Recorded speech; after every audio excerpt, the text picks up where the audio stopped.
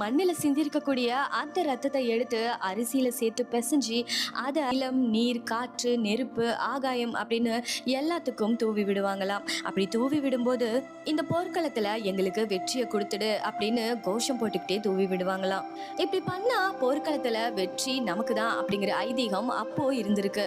இந்த விஷயங்கள் கேட்க ரொம்பவே டிஸ்டர்பிங்கா, குரூவலா இருந்தாலும் அந்த காலத்து தமிழர்கள் எந்த அளவுக்கு வீரமிக்க செயலை செஞ்சிருக்காங்க அப்படின்னு நம்ம நினைச்சு பார்க்கணும். எத்தனையோ நூற்றாண்டுகள் கழிச்சு இந்த விஷயத்தை பத்தி இன்னைக்கு நம்ம பேசுறோம் அப்படின்னா அதுக்கு முக்கியமான காரணம் நடுக்கல் தான். ஏன்னா இந்த நவகண்டங்கள் நடந்திருக்கிறத பத்தின முக்கியமான சான்றுகள் இந்த நடுக்கல்ல இருந்து தான் கிடைச்சிருக்கு. கிமு 4ஆம் நூற்றாண்டுல இருந்து ஆரம்பிச்சதுதான் இந்த நடுக்கல் அப்படிங்கிற வழக்கம். தமிழ்நாட்டுல எக்கச்சக்கமான நடுக்கற்கள் இருக்கு. முக்கியமா சோலாஸோட நடுக்கல் நிறையவே கிடைச்சிருக்கு. ஒரு சாமானிய மக்கள் வீர தீர செயல் புரிஞ்சா அவங்களுக்கு இந்த நடுக்கல் வைப்பாங்க. For example, அனிமல்ஸோட